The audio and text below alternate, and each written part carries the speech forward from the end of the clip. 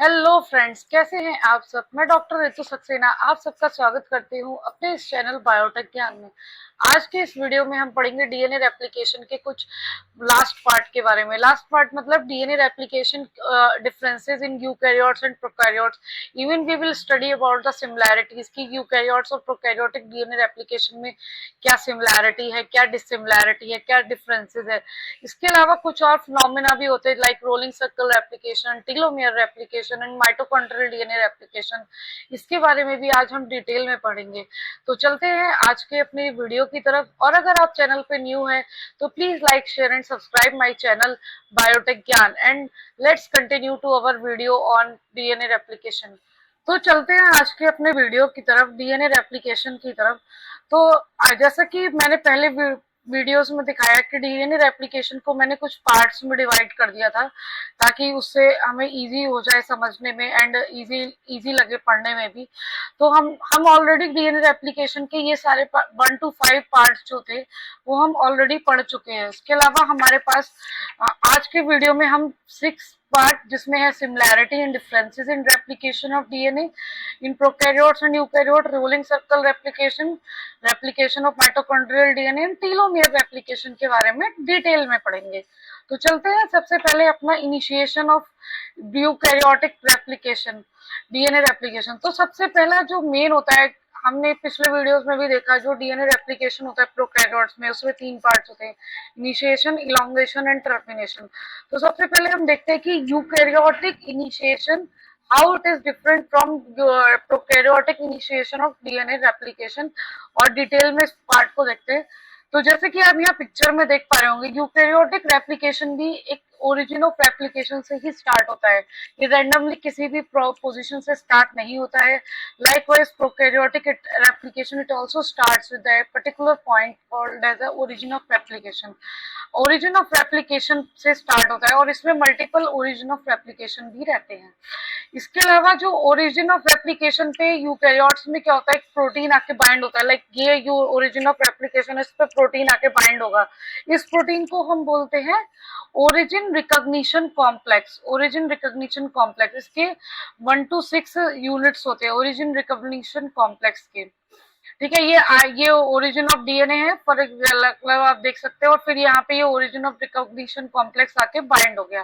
फिर इसके अलावा और भी प्रोटीन आके बाइंड होते हैं, इसकी 6 सब यूनिट्स होती है, तभी ये यहाँ पे 1 to 6 मेंशन किया गया है। और भी प्रोटीन है जैसे कि CD6 कॉम्प्लेक्स, CD6 कॉम्प्लेक्स और mini chromosome binding protein 2 to 7, इसके भी 6 ये भी हेक्सामेरिक फॉर्म में होता है। तो पहले CD6 कॉम्प्लेक्स, CD6 प्रोटीन आके बाइंड करता है। CD6 प्रोटीन जो होता है वो एटीपी की फॉर्म में एटीपी बाउंड फॉर्म में ओरिजिन ऑफ कॉम्प्लेक्स प्रोटीन के साथ बाइंड करता है। फिर उसके ऊपर आके मिनी क्रोमोसोम कॉम्प्लेक्स बाइंड करता है, मिनी क्रोमोसोम प्रोटीन जो कि रिंग लाइक स्ट्रक्चर होता है, आप यहाँ देख सकते हैं। तो ये तीनों प्रोटीन जब मिल जाते हैं तो ये प्री रेप्लिकेटिव कॉम्प्लेक्स को फॉर्म करते हैं। ठीक है, प्री रेप्लिकेटिव कॉम्प्लेक्स को, और ये रिंग लाइक स्ट्रक्चर होता है एमसीएम का, तो ये इसके साथ रिंग लाइक अटैच बाइंड हो जाता है। फिर क्या होता है, जो हमारा एमसीएम जो होता है वो हेलिकेज की तरह एक्ट करता है। हेलिकेज मतलब स्ट्रैंड्स को खोलने के लिए हेलिकेज के तरह वो एक्ट करता है। तो ये प्री रेप्लिकेटिंग कॉम्प्लेक्स क्या होता है, जो वो जीवन स्टेज ऑफ सेल साइकिल में बनता है। तो कितनी स्टेजेस होती है सेल साइकिल, और सेल साइकिल के बारे में हम डिटेल में अब सेल साइकिल की वीडियोस में देखेंगे जो हम आगे पढ़ेंगे। तो सेल साइकिल में ये बनता है, जीवन फेज में बनता है, और जीवन से एस के ट्रांजिशन में ये प्री रेप्लिकेटिंग कॉम्प्लेक्स जो है वो रेप्लिकेटिव कॉम्प्लेक्स बन जाता है, और जो and it is ready to start the initiation of eukaryotic DNA replication. मतलब pre replicative complex forms into the turns into the replicative complex by virtue of some enzymes and replicative complex marks the first stage of the initiation of DNA replication in eukaryotes. So this is all about the initiation of eukaryotic DNA replication. फिर धीरे थोड़ा और detail में देखते हैं, detail नहीं मतलब और क्या क्या स्टेप्स हो सकते हैं। तो ओरिजिन ऑफ एप्लीकेशन, ओरिजिन तो हमने पढ़ लिया, यहाँ पे MCM2 और ORC और MCM2 और ये सब आके बाइंड हुए और यहाँ पे ये स्टार्ट हो गया। तो लाइकवाइज यूकैरियोट्स की तरह यूकैरियोट्स में डीएनए पॉलीमरेज 1 2 3 आके रहते हैं, यहाँ पे पॉलीमरेज अल्फा रहता है, अल्फा के बाइंड होता है, major polymerase is alpha, and primase जो होता है, प्राइमेज कॉम्प्लेक्स जो होता है वो प्राइमर का फॉर्म करता है ताकि आगे इलोंगेट हो सके। तो उसमें भी likewise lagging strand and leading strand का सिंथेसिस होता है, जैसे प्रोकैरियोट्स में होता है। जब ये सब सिंथेसिस हो जाता है तो प्राइमर रिमूवल होता है, प्राइमर रिमूवल एज यूजुअल जो प्रोसेस है वो होता है, और जो स्ट्रैंड्स होते हैं हमारे ओकाजाकी फ्रेगमेंट्स, डीएनए लाइगेज आके उनको ज्वाइन कर देता है। यहाँ पे आप देख सकते हैं ligase is joining and they form the continuous strand, daughter strands form हो जाते हैं। तो एक डीएनए से दो डीएनए स्ट्रैंड्स फॉर्म हो जाते, दो डीएनए डॉटर डीएनए फॉर्म हो जाते हैं। अब क्या होता है, अब यहाँ पे एक ट्विस्ट है कहानी में जो बोल सकते हैं। प्रोकैरियोट्स में तो डीएनए पॉलीमरेज होता था, उसकी 5 prime to 3 prime exonuclease activity होती थी, तो जिसकी वजह से वो आरएनए प्राइमर को रिमूव कर पाता था। बट यूकैरियोटिक डीएनए पॉलीमरेज थे, किसी भी यूकैरियोटिक डीएनए पॉलीमरेज में 5 prime to 3 prime exonuclease activity नहीं होती।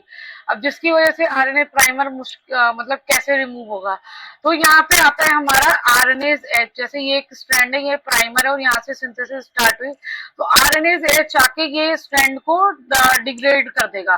डीएनए आरएनए का जो हाइब्रिड है यहाँ पे बना हुआ, यहाँ से आरएनए प्राइमर है, ये आरएनए प्राइमर, और यहाँ से हमारा डीएनए बनना स्टार्ट हुआ। तो ये आरएनएज एच यहाँ पे आएगा और इसको डिग्रेड कर देगा आरएनएज एच को। बट उसके बाद भी क्या होता है कि वो डिग्रेड तो कर देता है, पर जो लास्ट न्यूक्लियोटाइड फॉस्फोडाइस्टर बॉन्ड होता है आरएनए और डीएनए के बीच में, उसको रिमूव नहीं कर पाता है। तो इसके लिए हम दूसरे एंजाइम की हेल्प लेते हैं, फ्लैप एंडोन्यूक्लियस आके ये वाला लास्ट वाला फॉस्फोडाइस्टर बॉन्ड रिमूव करता है, जिसकी वजह से डीएनए लाइगेज जिसकी वजह से लास्ट न्यूक्लियोटाइड रिमूव हो जाता है, और फिर डीएनए लाइगेज आके जो हमारे फ्रेगमेंट्स रह जाते हैं उसको आके ये डीएनए लाइगेज लाइगेट कर देता है।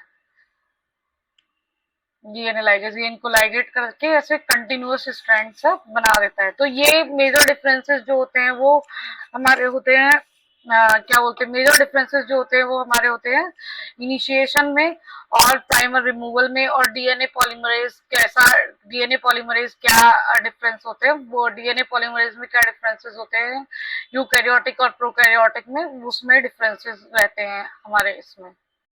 अब देख लेते हैं कि डीएनए रेप्लिकेशन तो हमने पढ़ लिया, फिर एक देख लेते हैं कि डिफरेंसेस और सिमिलैरिटीज क्या क्या है डीएनए रेप्लिकेशन प्रोकैरियोट्स और यूकैरियोट्स में। तो प्रोकैरियोट्स में जो होता है वो process occur in prokaryotic cell, eukaryotes में ऑब्वियसली यूकैरियोटिक सेल्स में। प्रोकैरियोट्स में it is continuous process and in eukaryotes is occur in S phase of cell cycle के एस फेज में, जो सिंथेसिस फेज होता है उसमें होता है। प्रोकैरियोट्स में रेप्लिकेशन जो होता है वो सर्कुलर एंड डबल स्ट्रैंडेड होता है, यूकैरियोट्स में लीनियर और डबल स्ट्रैंडेड होता है विथ टीलोमेरिक एंड्स।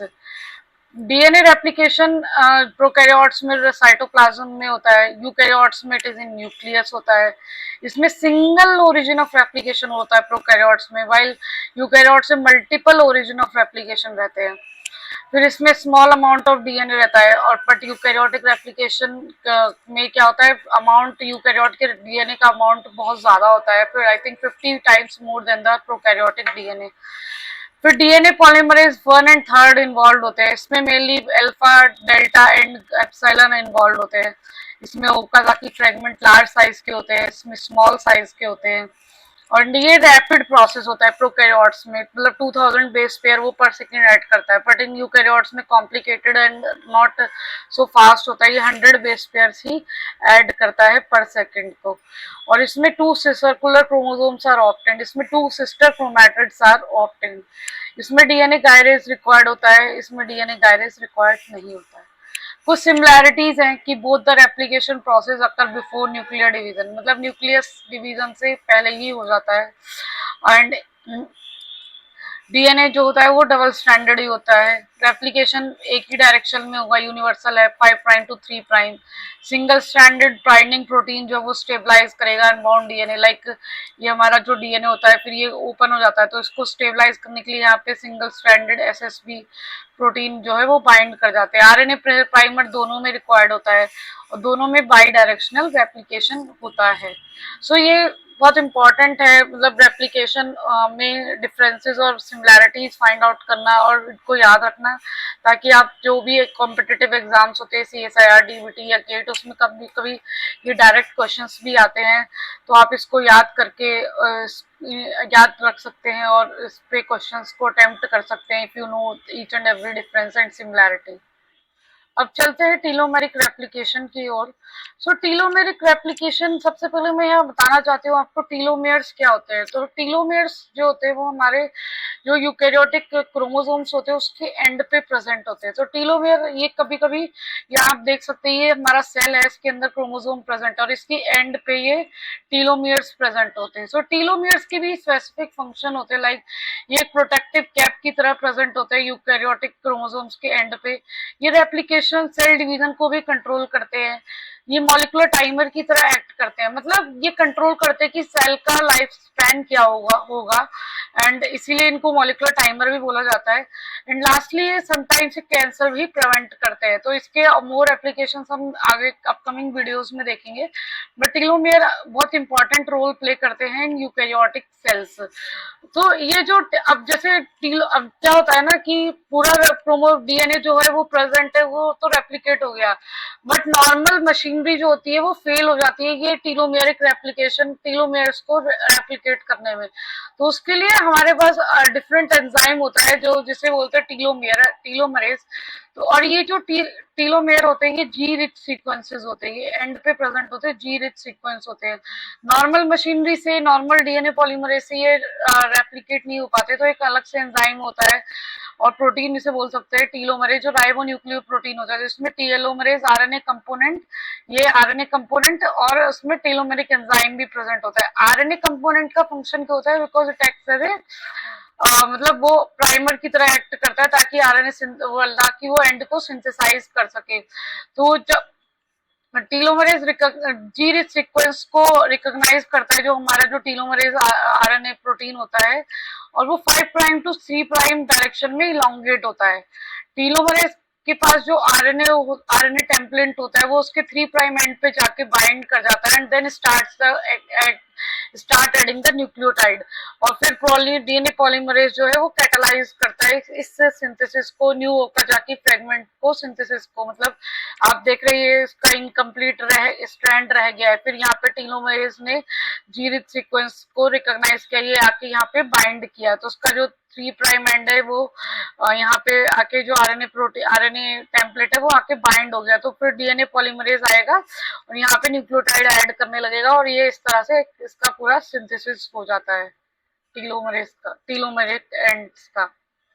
फिर इसके बाद आता है हमारा rolling circle replication. Rolling circle replication भी मतलब एक तरीके का रेप्लिकेशन होता है जो बैक्टीरियोफाज और सर्कुलर आरएनए और वायरॉइड्स में प्रेजेंट होता है, मतलब वायरसेस आप बोल सकते हैं इसे, वायरसेस या वायरॉइड्स में उसमें होता है। तो उसमें क्या होता है कि इवन कुछ यूकैरियोटिक वायरसेस भी रेप्लिकेट होते हैं बाय रोलिंग सर्कल मेथड के थ्रू। ये लीनियर कॉपीज जनरेट करता है रेप्लिकेशन के बाद। तो इसमें क्या होता है कि आप यहाँ पे देख सकते हैं कि डीएनए स्ट्रैंड्स होते हैं, डबल स्ट्रैंड्स होते हैं। एक इनिशिएटर प्रोटीन आता है तो वो एक जगह निक लगा देगा, पहले निक लगेगा मतलब काट देगा उसे, जिसे डबल स्ट्रैंड ओरिजिन भी बोलते हैं, डीएसओ यहाँ पे लिखा है, और उसके बाद वो एक्सटेंड करने लगेगा 3 प्राइम OH को डिस्प्लेस करने लगेगा, एड वो न्यूक्लियोटाइड डीएनए पॉलीमरेज जो है वो न्यूक्लियोटाइड ऐड करेगा और 3 प्राइम एंड को डिस्प्लेस करने लगेगा। जो डिस्प्लेस्ड एंड है वो भी सर्व करेगा as a template if primer are there. Primers अगर होंगे तो वो भी टेम्पलेट, जैसे ये सिंथेसिस करता रहा तो ये पूरा एक अपने आप में एक सर्कुलर टेम्पलेट बन गया। तो टेम्पलेट बन गया तो वो भी स्टार्ट कर सकता है, अगर उसके पास आरएनए प्राइमर आ गया मिल गया उसे और डीएनए पॉलीमरेज, तो वो भी स्टार्ट कर सकता है न्यू रेप्लिकेशन प्रोसेस।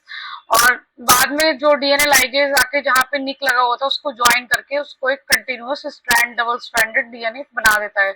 और इसको दिस टाइप ऑफ सिंथेसिस जो होती है वो कॉन्केटामर भी कहलाती है। मतलब एक ही सिंथेसिस में मल्टीपल कॉपीज ऑफ जीनोम की अटैच होती है। मतलब सिंथेसिस किया करता जा रहा है, मतलब आप बोल सकते हैं कुछ इस टाइप से, मतलब सिंथेसिस होती जा रही है। कॉन्केटामेरिक सिंथेसिस भी से बोलते हैं। फिर आ गया हमारा लास्ट टॉपिक, हमारा mitochondrial DNA replication. Mitochondrial DNA replication क्या होता है? It starts with specific origin. और ये ड्यूप्लेक्स जो होते हैं वो डिफरेंट ओरिजिन को मतलब ये एक पर्टिकुलर ओरिजिन, यहाँ पे आप देख सकते हैं OR लिखा हुआ है, यहाँ से स्टार्ट होगा। मतलब एक पर्टिकुलर ओरिजिन पॉइंट से स्टार्ट होगा। और जो हमारा जो ड्यूप्लेक्स डबल स्ट्रैंडेड डीएनए होता है, जो माइटोकॉन्ड्रियल डीएनए भी डबल स्ट्रैंडेड होता है, वो डिफरेंट ओरिजिन यूज करते हैं टू स्टार्ट द रेप्लिकेशन। ठीक है, एक स्ट्रैंड यूज होता है as a template for synthesis of new strand. After जैसे इसका ओरिजिन यहाँ पे है तो उसने स्ट्रैंड सिंथेसिस स्टार्ट कर दिया, तो वो इस तरह से वो वहां पे न्यू स्ट्रैंड बनना स्टार्ट हो गया। न्यू स्ट्रैंड बनना स्टार्ट हो गया तो वो डिस्प्लेस होने लगा जो पहले से प्रेजेंट था, तो वो डी लूप लाइक स्ट्रक्चर बना देता है। डी लूप लाइक स्ट्रक्चर बना देता है। और फिर उसके बाद उसमें बहुत सारे और भी second strand replicates. Second strand तब रेप्लिकेट होता है जब उसका ओरिजिन ऑफ रेप्लिकेशन जो है वो क्या बोलते हैं एक्सपोज होगा, तभी वो सेकंड स्ट्रैंड रेप्लिकेट होगा। और आप यहाँ देख सकते हैं ये पेरेंट स्ट्रैंड है, ये आरएनए है, और ये हमारा न्यू स्ट्रैंड बना हुआ। इसके अलावा इसमें बहुत सारे जो होते हैं अदर एंजाइम्स भी इन्वॉल्व होते हैं, जैसे Twinkle and mitochondrial single stranded binding protein. Twinkle is a helicase of the mitochondrial DNA replication process. So ये भी एक प्रोसेस है, इसके ऊपर भी कभी कभी क्वेश्चंस आ जाते हैं कॉम्पिटिटिव एग्जाम्स में, तो उसको भी आप थोड़ा देख सकते हैं। तो आज के की टेक अवेज हम देख लेते हैं। तो हमने सबसे पहले क्या पढ़ा? हमने सबसे पहले पढ़ा अपना डीएनए रेप्लिकेशन के बारे में, डीएनए रेप्लिकेशन यूकैरियोट्स के बारे में, differences and similarities with prokaryotes. Prokaryotes के साथ क्या डिफरेंसेस एंड सिमिलैरिटीज थी? डीएनए पॉलीमरेज में डिफरेंसेस थे, सिमिलैरिटी थी कि दोनों क्या बोलते हैं अपने अपने सेल में होते हैं, और क्या बोलते हैं बाई डायरेक्शनल रेप्लिकेशन होता है, 5 प्राइम टू 3 प्राइम रेप्लिकेशन होता है। तो इस तरीके से फिर उसके बाद हमने टीलोमेयर्स और टेलोमेरिक रेप्लिकेशन के बारे में भी पढ़ा कि नॉर्मल मशीनरी से वो क्या बोलते हैं रेप्लिकेट नहीं होते हैं, उसके लिए एक पर्टिकुलर एंजाइम राइबोन्यूक्लियोप्रोटीन जिसे टेलोमेरिक बोलते हैं उससे उसकी जरूरत पड़ती है। फिर इसके बाद हमने देखा रोलिंग सर्कल रेप्लिकेशन, जो हमारे वायरसेस और यूकैरियोटिक और प्रोकैरियोटिक वायरसेस में होता है और कैसे क्या उसका प्रोसेस होता है। लास्टली हमने पढ़ा माइटोकॉन्ड्रियल डीएनए रेप्लिकेशन के बारे में। ये डी लूप लाइक स्ट्रक्चर बना दे, डी लूप लाइक रेप्लिकेशन और D loop like structure form करता है। तो आज यहाँ पे हमारा रेप्लिकेशन का जो प्रोसेस, रेप्लिकेशन का जो यूनिट है वो एंड करता है। इसके बाद हम डीएनए रिपेयर के बारे में पढ़ेंगे अपने अपकमिंग वीडियोस में। और इसके अलावा मैंने एक और सीरीज स्टार्ट करने वाली हूँ मैं, जिसमें मैं सीएसआईआर और other DBT exam, ICMR exam, जो भी कॉम्पिटिटिव एग्जाम्स होते हैं लाइफ साइंसेज में, उससे रिलेटेड मैं क्वेश्चन से रिलेटेड वीडियोस अपलोड करने वाली हूँ, जो आपको हेल्पफुल रहेंगे कि आपको एग्जाम्स में किस टाइप के क्वेश्चंस आ सकते हैं, basic questions, advanced question, analytical questions. So please stay tuned for more upcoming videos on my channel Biotech Gyan, and please like, share and subscribe my channel Biotech